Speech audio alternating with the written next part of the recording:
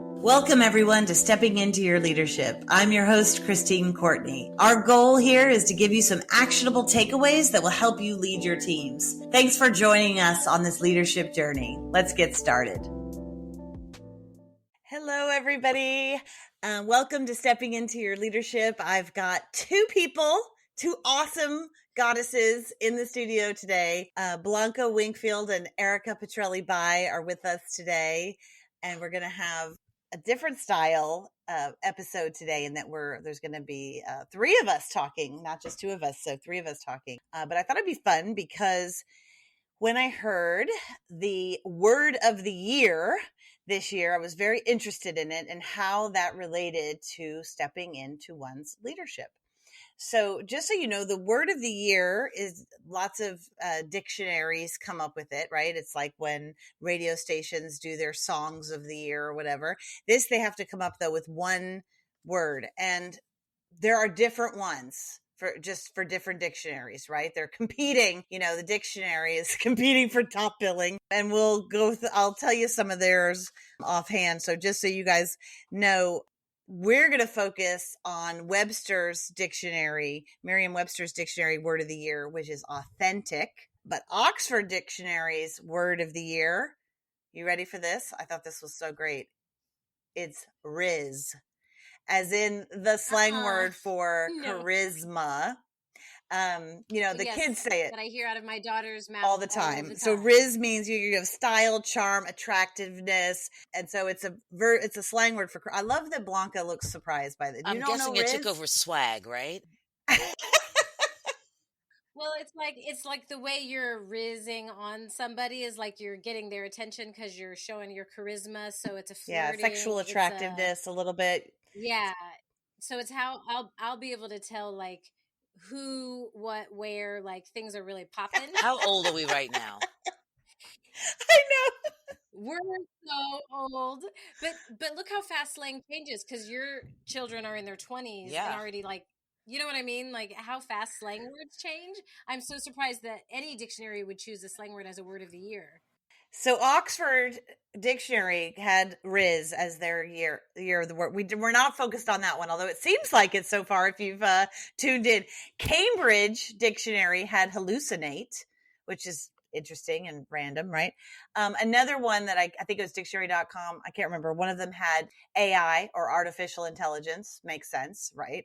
But I looked up the ways that Webster's, which is what we're focused on today, right? The Webster's dictionary came up with authentic is that they look at all the words that are searched the most, right? They take out words like love and affect versus effect. Those were the examples because those apparently are looked up a ton every year, which I think is interesting, right? And then this year they had to take out a bunch of 5-letter words because can anybody guess why they have to take out a bunch of 5-letter words? No. Wordle. So Wordle is so popular and people are cheating on Wordle everywhere and looking up like, give me 5-letter words that start with, SL or whatever. And so that was skewing the results. What? So anyway, once they took that out, they found on Webster's anyway, that authentic was one of the words that came up the most in searches. People were looking for that, right?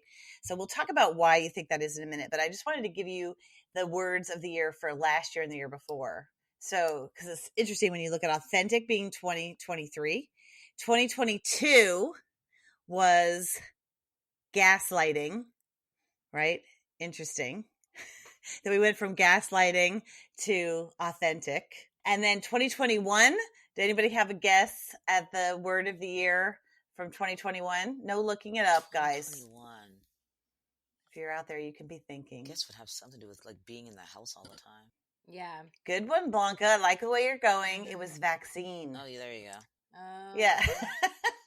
So there you go. So we went from vaccine to gaslighting to authentic. So when I heard authentic, I got kind of excited. And it seemed like a pretty positive spin on the word. So just so you know, they have like basically, a bunch of definitions when you look it up. And one of them is worthy of acceptance or belief or conforming to based on fact. Like that's an authentic picture of society. That paints an authentic picture of society as the example. Another one is conforming to an original so as to reproduce essential features.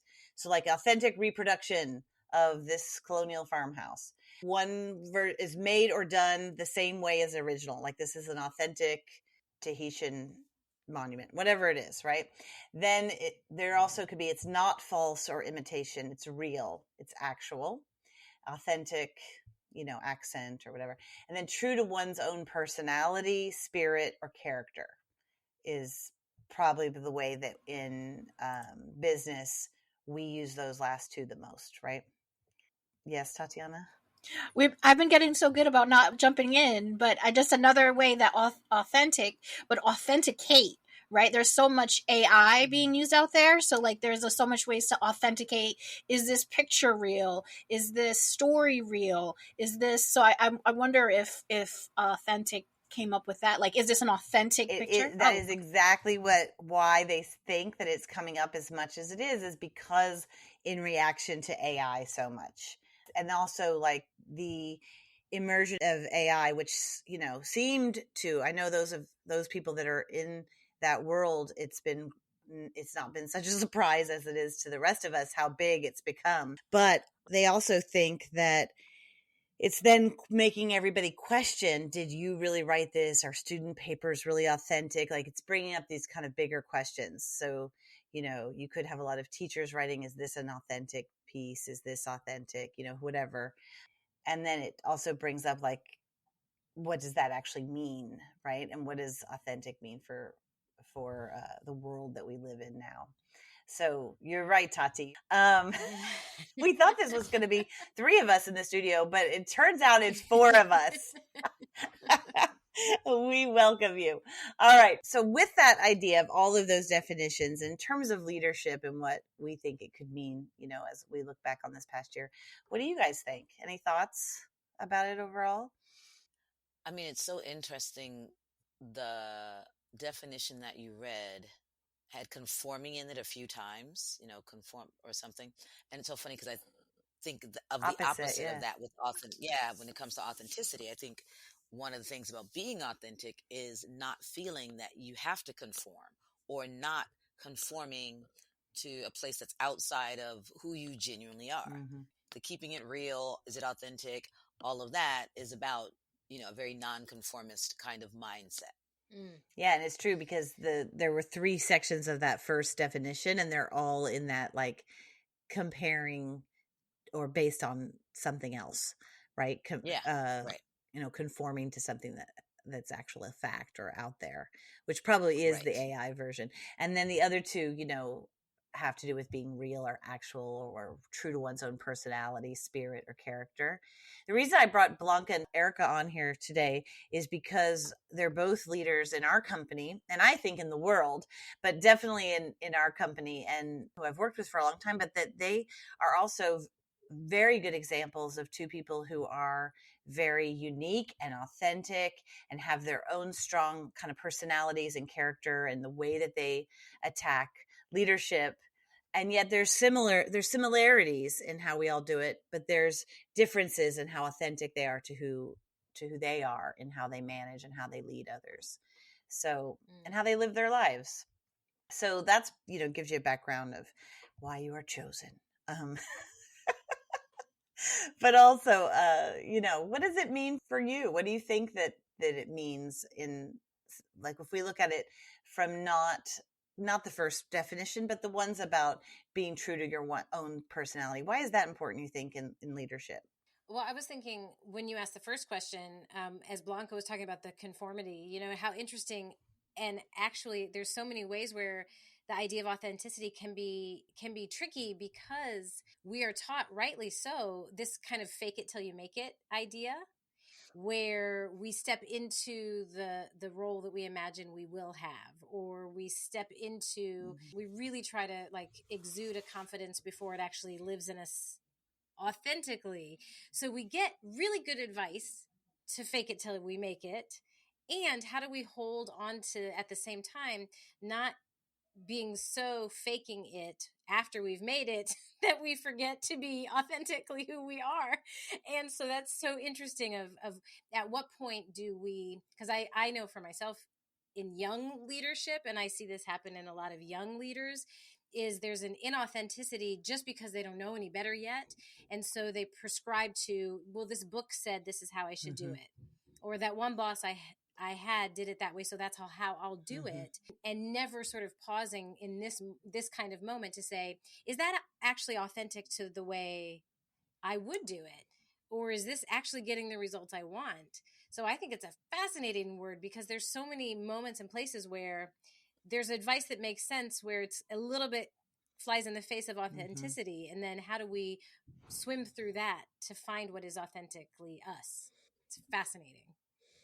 Yeah, I think with younger people too, like for me, authenticity speaks to one thing that a lot of young people haven't fully fleshed out, which is like, what are your personal values? Yeah. Like if you're gonna, authenticity for me is like, what are my values? What do I stand on? What I wholly believe in that is mine? And that those values, 9 times out of 10, your values come from your experiences, good, bad, or indifferent. And so many young people, which leans into what you're saying, Erika, they're getting their values from other people at a young age. A lot of us do. Yeah. You're like, I should be really outraged at this thing that's happening because everybody else is. So I will be. Or I'm going to listen to this person because I watch their TikTok and that's what they say. So they haven't fleshed out their personal, a lot of them, not all of them, but a lot of them haven't fleshed out their personal values really and truly for what makes sense for them. And they just kind of go along. And I think that's the hard part of them finding their authentic selves, as people like to say. Yeah, it's a good point because, probably this has a lot to do with kind of the whole Instagram culture too, of like how life looks. And then like, what's the authentic story? You look at someone's travel pics. The unfiltered story. And my vacation looks fantastic when I post it. But then like when you talk to him afterwards, it looks like, oh, you had a great vacation. And people are like, oh, it was such a roller coaster. And you're like, really? Yep. Everyone was fighting and they were puking and, you didn't see what was at our ankles and off camera. We were at each other's throats right before the picture was snapped. Exactly. Yeah. So I'm sure with young people who have a lot of that pressure, more so than we do, even that idea of being authentic, like, wait, where do we start here? Do you remember like when in your career that you thought, okay, I can allow myself to let down that role that I'm playing a little bit? I mean, I think you're right, Erika. We step into it sometimes. We step back into it. But do you remember if there was a moment when you were like, okay, I'm just going to be me and this is who I am and people can take it or leave it, and it either worked out or didn't? Does anybody have a memory of that? Isn't it funny that we're all pausing? Because there's so many different things. It could be little. It could be a little moment. For me, it's different in different ways. So I think when the job that I had before leadership, when I worked at the restaurant, I think I was pretty authentic to myself there. Like totally easy breezy. When I worked in a lab before that, definitely not. Like that was a whole fake it till you make it. Like, oh my God, all these people are so smart. Am I as smart as like, and you try to keep up with that. And so I think by the time I got to the restaurant, I was kind of like, this is a dumb job anyway, so I can be myself. I wasn't really thinking twice about that job. I was like, smartest kid in this room, so I get to be who I am, And then when I got to leadership, I think that's when I fully was able to go, okay, I get to be who I am. Like really, really get to be who I am on a daily basis. These people are great, and I think we did a good job creating that environment where people got to be kind of who they are and work on a daily basis. So I would say it wasn't until then, which is crazy because that's almost like my 30s, until I felt like I could be like super, super comfortable at work with intention. Yeah. Well, that's funny too, because I feel like I am now just in my 50s more authentic. Like if I look at 30s me, I'm like, oh, honey, you still had such a long way to go. So much to prove. Like 20s me, 30s me, 40s me. I mean, I feel like if we're talking about real authenticity, kind of whole life authenticity, they're, they always talk about kind of the gifts of aging. And I think authenticity is a gift that only gets seasoned as you live your life. And so for me, authenticity is I'm still cooking. I'm still marinating, right? Without a doubt. But I was better in my 30s than I was in my 20s. I was better in my 40s than I was in my 30s. And I do think a lot of that for me came from a letting go of trying to please or make sure everyone approved, or Blonka wants that, so I'm going to do that. But Christine wants that, so I'm going to do that. But Tatiana wants that, so I'm going to do that. So that thing that I think happens to a lot of us is like just trying to tend to whoever and whatever is in front of us. We forget ourselves entirely in that kind of thought process. And so that's been a slow journey. And so that's why I think for me, I'm having a hard time coming up with this one moment in time when suddenly I was authentic, when before I wasn't. Switch. It's just been a gradual settling in, Yeah, I think that, what you made me think of is that kind of feeling of like, okay, who do they need me to be right now? And how am I going to be that, right? Rather than thinking kind of like, not even thinking it, just doing whatever needs to be done in my own way and trusting that I'm going to be what is required of the moment because it is who I am, and trusting that what I've done so far has gotten me there and so forth. And I think so much of it is just like letting things go, to your point. Like, just how do you mentioned it as seasoning, but I think, one moment for me was when I went to DC once for a big conference. And I've talked about this before, and I saw, what's his name from the Harlem Children's Zone, Jeffrey Canada, speak. And he was so powerful speaker. Oh my God. It was the first time I'd heard him live. I'd read his books, but I had seen him live, and what surprised me was how funny he was. And he was so charming and self-deprecating and funny. And he immediately had this whole audience engaged, right? And here he is, one of the biggest thinkers in education that was out there. And certainly someone that we had studied working in the education world for so long. And so then I was just like, this is great. And then the next person who came out, I think I told you, was a woman who came out, and she was just so concerned about looking good and being thought of as smart, that she was so boring. And she had all of her data, and it was just this big proof of like, listen to me, I know what I'm talking about. And I mean, now I have such empathy and such heart for her. But at the time I was just annoyed, right? And it was really bothering me why I kind of like had this vitriolic kind of hate for her in this moment. And I had just come off of like the last speech loving him. And I thought, what's wrong with me that like, here I am, a woman in a leadership role. Why am I like hating on this woman in this leadership role and like applauding the man? Like, what's wrong with me? And then I realized that, of course, we hate there's a little bit of us in there. And I looked at it and I went, oh my God, I probably would have done the same exact thing. I would have been so nervous getting up on that stage that I probably would have been proving to them the whole time that I know what I'm talking about, or I'm worthy of being here. Whereas he had no worries about that, right? And he was just there, and he was telling all these stories about how he messed up and how the failures they had along the way, right? Of this huge problem. He's clearly successful. He had nothing to prove. And there was probably more that she had to prove, so to speak. But it really left me. And for that whole couple of days, I was writing, journaling while I was in other workshops, thinking about this idea. And I thought, I need to change my leadership. I need to go back when I go back, and I'm going to make sure that every single time I'm up in front of people, I'm going to try to share something a little bit vulnerable, or a little bit uncomfortable for me, or a little bit not perfect, or a little bit, raw, something, or funny, or just like whoever I am, and stop worrying about trying to prove that I deserve to be there and being too perfect. And I had immediate effects that were positive. It felt scary, and I kept trying to talk myself out of it. But immediately I tried it at one of our all hands meetings that we call popcorn. And I tried it with a story that I told. And then immediately people were responding. People were coming up to me and saying things. And I thought, okay, this is working. Okay, baby steps. Okay. Can I try it again? Can I try it here? Can I try to go into our executive team meeting and say, guys, I'm totally lost. I don't know what I'm doing.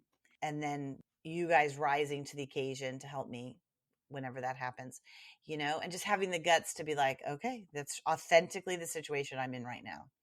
You can't always do that. And I know people will tell me, and we work in a lot of corporate America. We work with a lot of people, a lot of companies, and they'll be like, Chrissy, we can't do that. And I'll be like, well, okay, but maybe you could do it. There could be partially you could do it, and you could figure out when is the right place and right time. Well, it's so funny, Christine. I had such a similar experience. I was attending a conference called Story, the Story Gathering, which is a conference of storytellers from all industries. But there was a woman who came on the stage, and precisely what you described, I experienced, because she's a young woman, beautiful, dressed exquisitely, and she starts telling the story of how successful she became so quickly, like as a young person, right? How rich, how everything.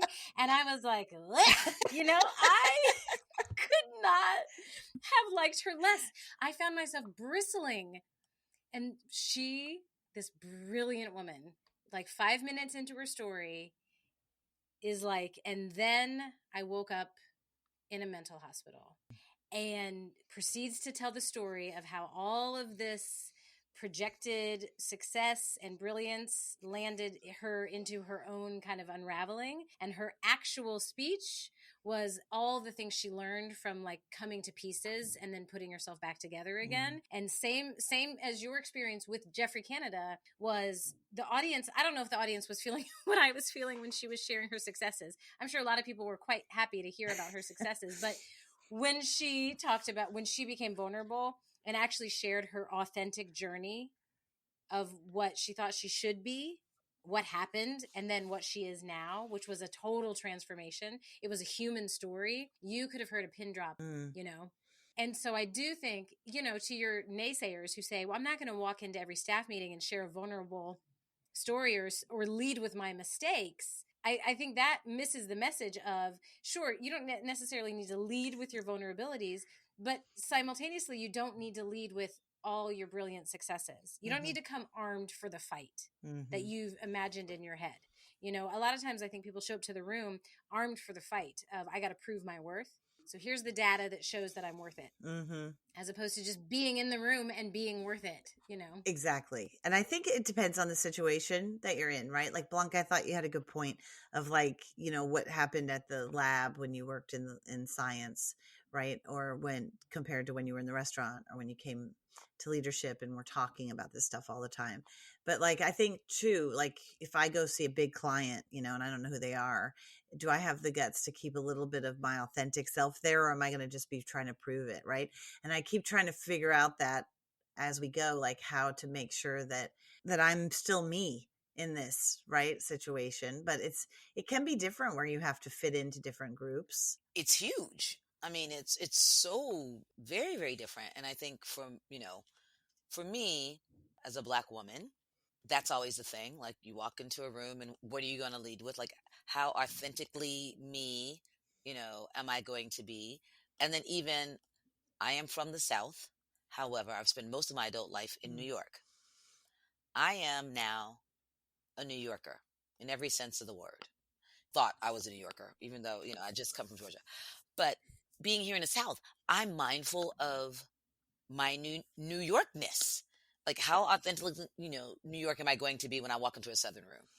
Like, cause, New Yorkers can be kind of like snotty, like, oh, that's like, oh God, what's that? And so I have to be mindful of that. Like, am I going to go with, all right, this is not my cup of tea because it's a very Southern thing, or do I dial all that back and just go with the flow and like, yay, I'm in here, so just like all kinds of little things that are, because we're so many things. We're so many things, we're Southern, we're women, we're this ethnicity, we're all these things. We are authentically all of those things.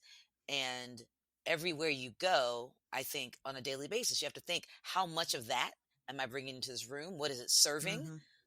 What is it not serving? Me bringing all of that in this room, and how do I continue to do that and still keep hold of myself? How much do I lean back, lean into myself, or how much do I lean outside of who I am? It's a hard question. It is hard. Do you find that you do that still all the time? Like everywhere I go, all day long. Like it is a very difficult thing sometimes. like with my family, me being gay. Oh, I'll tell you, I lean very far away from that when I'm at family functions and I'm alone. If I'm with my wife, then that's a different thing, but I don't talk about it. You know what I'm saying? And not hiding it, but I know in this setting, I don't know what that's going to serve me. So I will say, I do drop that authentic part of myself down a little bit, Yeah. Mm-hmm. It's a Well, good example. that is an interesting. What Blanca's bringing up is that idea of the difference between being authentically who we are is not the same thing as sharing everything about ourselves to every person in every room. Exactly. I can be authentic. That doesn't mean you get to know every piece of me. That's not the same thing. And that's probably a misstep that some people make in the name of authenticity, is this idea of here's all my cards on the table. You get the whole deck, right? Right. Yep. Like choosing when and where to share parts of ourselves is strategic. That's not the same as being inauthentic necessarily. Yes. Yeah. And I feel the same. It's that goes tricky along with business. that. It's tricky. What goes along with that, Erika, you're so right, is also, which drives me insane, the people who are just rude for authenticity's purpose. Right. You're like, I'm authentic. You're like, no, you're just an asshole. You're just an ass.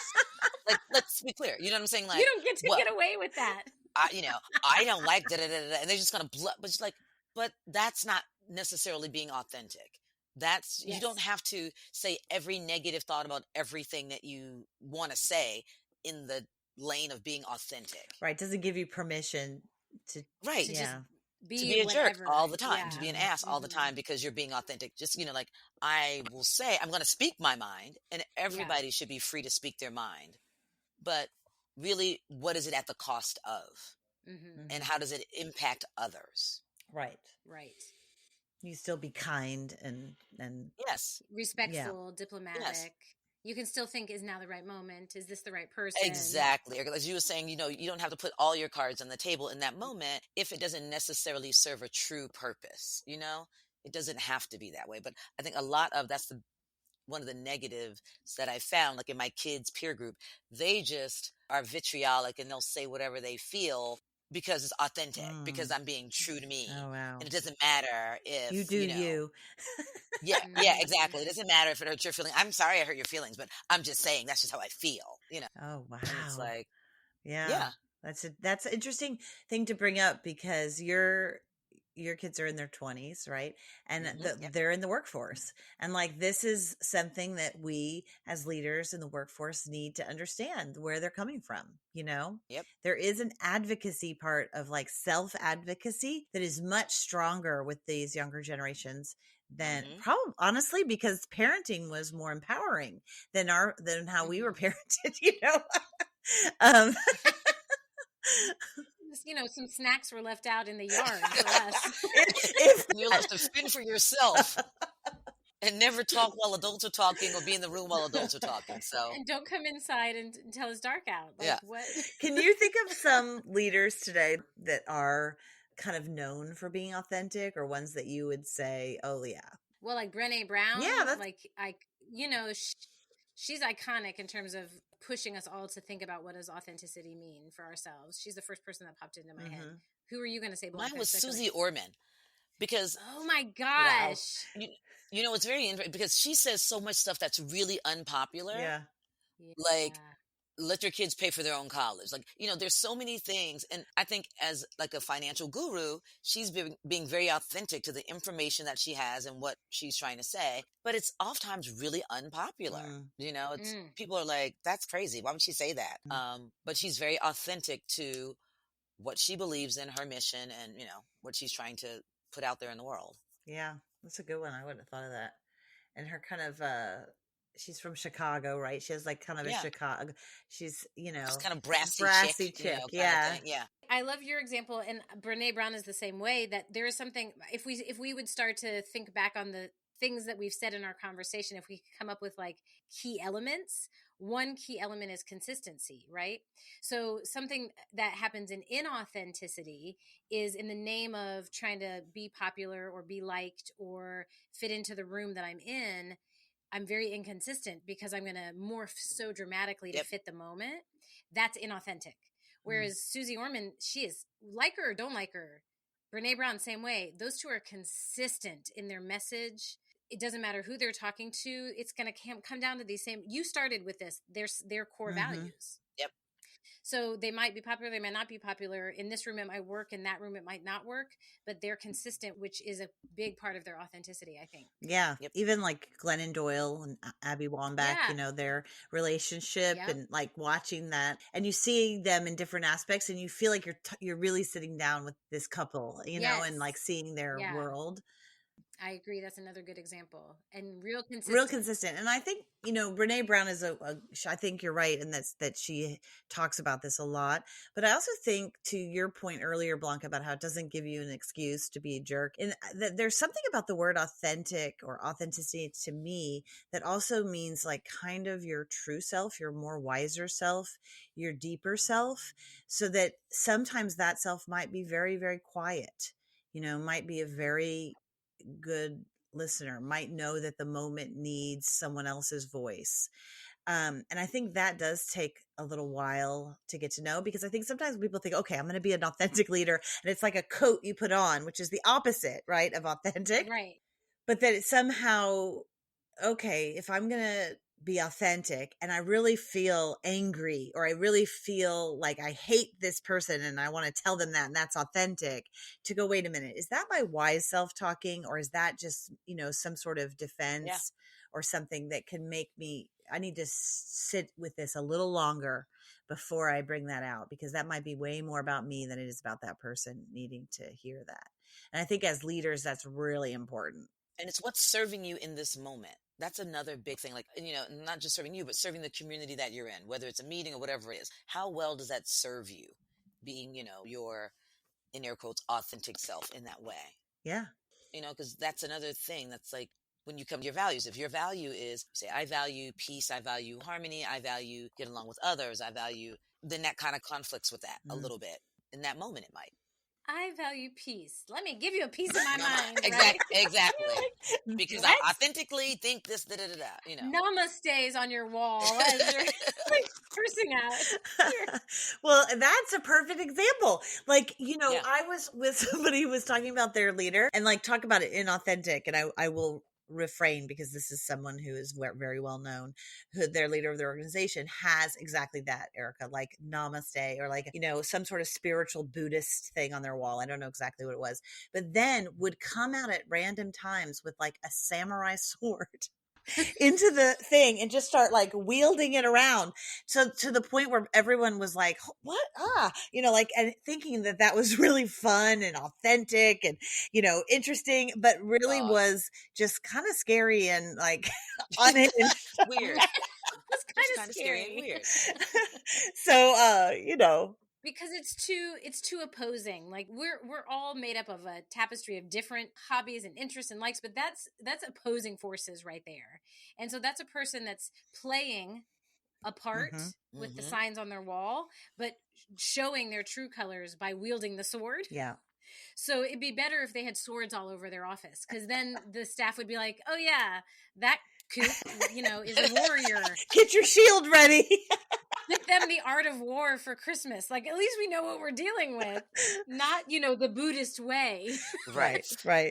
So I think we shift now, you know, to some things that people can do, right? So the hard part about authenticity is that it's often, like you said, something you age into, or something that, you know, although I don't know, I look at sometimes in many ways, I think you guys could probably say this too, but I think my kids are a little more authentic than I was at their age.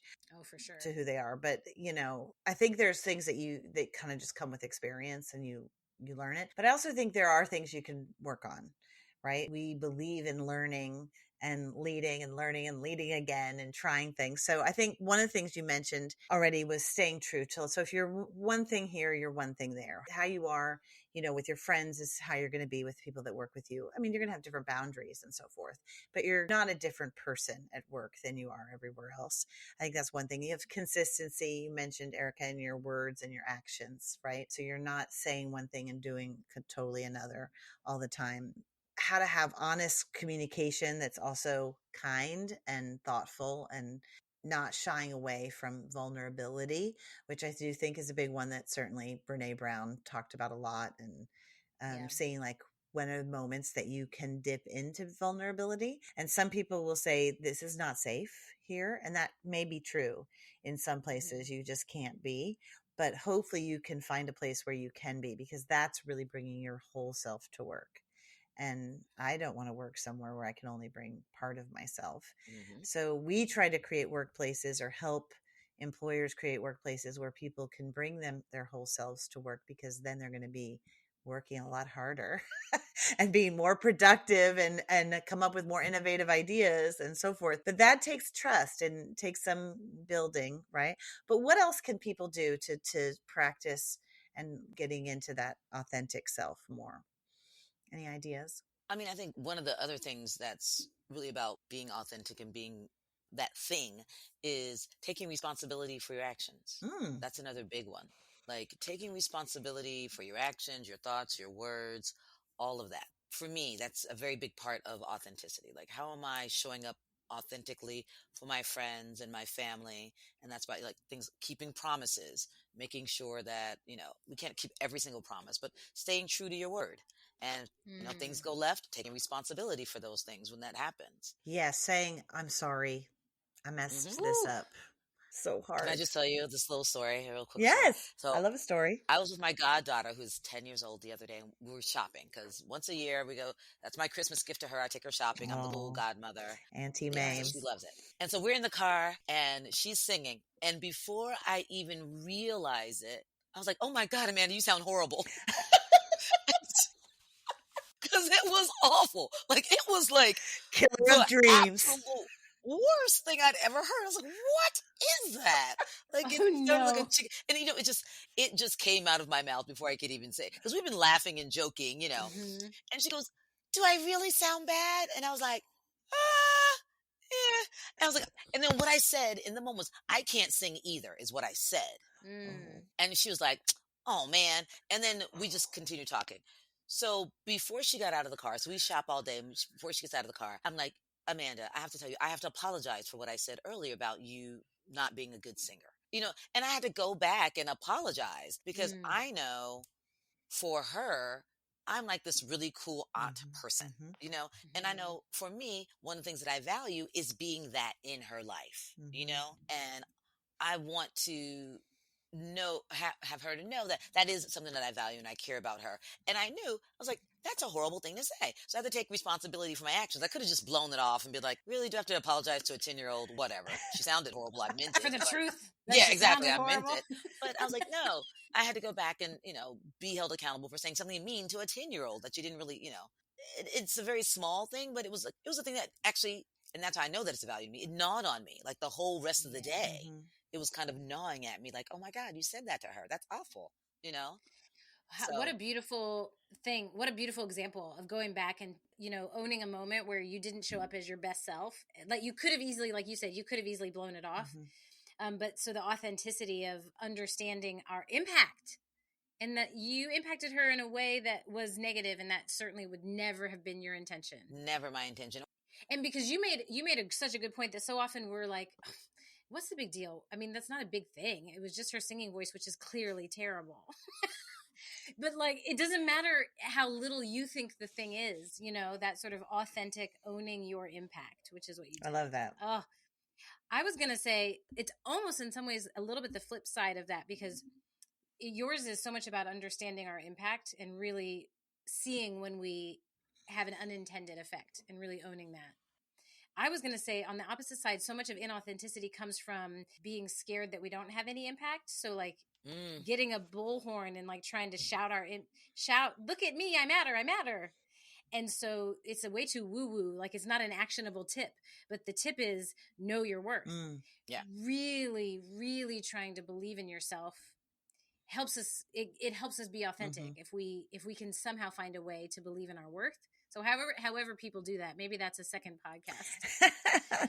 Whether it's mantras, whatever it is, but like how you figure that out is a huge key to authenticity, I think. Yeah, absolutely. I think knowing your impact, knowing your worth, two things you brought up. I think it, just to set it in place again, admitting those mistakes are huge and learning from them. So you're not having to counter the same thing every time, right? So that so people see you God, it makes such a difference. I hear so many stories of like positive leadership of people sharing like, oh, my boss, yeah, he'll come to me and he'll say when he made a mistake. And I really appreciate that. Like that sometimes is more powerful than people who don't make any mistakes, you know? Oh, yeah. Because it's inauthentic, because there's no way they don't make mistakes. There's so no you're way. distrusting of them. Yeah. And sometimes I love what you said, Blonka. Like you almost think, and this is what I think in the workplace sometimes, like I'll know like, oh, I made a mistake there. And then I'll think, well, I'm not going to say anything because then maybe they'll notice that I made the mistake as if I'm getting over on them. Right.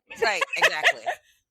As if you didn't hurt them the first time. Right. Now I'm just going to keep going so that maybe we're both in this pact not to say anything. Right. And I can feel better about myself. Yeah. The other thing is something that we teach a lot, and sometimes we take it for granted, is active listening. Like, how well are you actively listening to somebody? So it's not just being authentic in your words and what you say, but also in how you listen. Because it's a lot easier for you to be authentic if you can actually listen to someone else. You can bear witness to someone. So like at active listening, we also, part of that is listening to what the person has to say, asking them questions when they're done that have to do like clarifying, did I hear this right, whatever, then saying back to them like, I heard you're feeling this way, is that true, is that accurate? And then they can say, oh no, that's not what I meant, or they can kind of clarify that a little bit, but then they really feel heard. And once people feel heard, they report time and time again that they work for an authentic leader just based on the fact that person is doing a really good job of listening and letting them know that they're listening to them.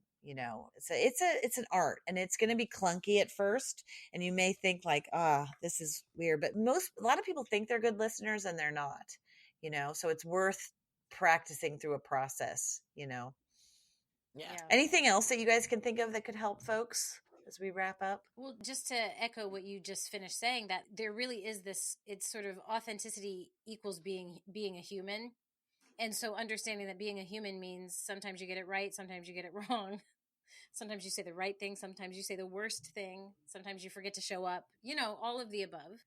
And so just again, I feel like, so if people listening to this are just starting their leadership journey, I hope they're listening very actively, because I think at the very start of the leadership journey is when we feel like we do have to use the reference of like putting on this cloak, right? I have to put on this cloak of leader, and it looks like A, B, and C. And so I think just to really echo this point of, I'm authentic if I'm really stepping into my humanity, which is everyone, as you said. And I think to add on to what Erika is saying is like, the other great thing about being authentic is you get to build like really rich relationships, because the relationships you build, particularly at work and, in life as they're built on real things. They're built on trust. If you are your authentic self, then that person really knows you. That relationship is built actually on a firm foundation. It's not built on, oh, Erika told me she liked this, but she really didn't mean it, so I'm buying Erika things she doesn't even like. Or, you know what I mean? Like, so when you're being your authentic self, people really get to know you and they get to trust in that relationship, which only deepens relationships, whether they're work or personal. And that, I think helps people in general build these very strong bonds that make everything around them, their teams, their families, just deeper and richer in general. I love that. Also, just to give a plug to some other episodes that we have coming out, but it will be, really on this idea of knowing yourself a little more. Like self-knowledge is helpful in authenticity, because then and there's a lot of self-assessments that we take groups through. So like we've done it ourselves, whether it's probably the most ubiquitous one is the Myers-Briggs assessment. There's also, and that's, the most typical thing people know, are you an introvert, an extrovert, those types of things. The other one is that Erika does a lot with folks is the DISC personality assessment. There's also the 6 types of working genius. We do a social styles and versatility one. All of those, what we find happen is that people have aha moments of like, oh, this thing that I thought was just quirky about myself is actually an important part of myself. And if I can step into that and when is the right time, I can be brilliant. And if I know to step back from it sometimes when it's time for Blonka's genius to come out, or her personality is needed more in this moment, or this is the time for Erika, then we can all kind of be doing this all the time and using our authentic selves in the best possible moment. And so that, I think those things can be helpful too, as a shameless plug. So listen to those episodes if you're interested in listen to every podcast. Listening to those episodes if you want more of that. But I do think that has helped folks. We get a lot of positive feedback, but it also will, in our own company, when we've done it, I've had people realize some of the things about themselves that are really unique and help them, in this idea of what's my style of leadership and how do I have an authentic style of leadership. Well, then there's going to be a million different leaderships because there's a million yous out there. So anyway, with that in mind, thank you, Erika and Blonka, and Tatiana, who piped in. Thank you so much for coming today. And as always, we could chat about this for hours. So thank you guys for listening, and feel free to give us your notes on what you think could help folks with their authenticity and embracing that word of the year that we just had. Oh, yeah. All right. Get your Riz on. Bet. We'll catch up one day. We'll catch up. Thanks, everybody, for listening. I'd like to give a special shout out to our podcast producer, Richard Francisco. Check out our notes for any details. And if you get anything out of this, please follow us. And if you enjoy it, please take a moment to rate us or write a comment. It will mean the world to us. We'd love to hear from you. And if you just can't get enough, follow me on TikTok and check out tlpnyc.com/podcast for more information.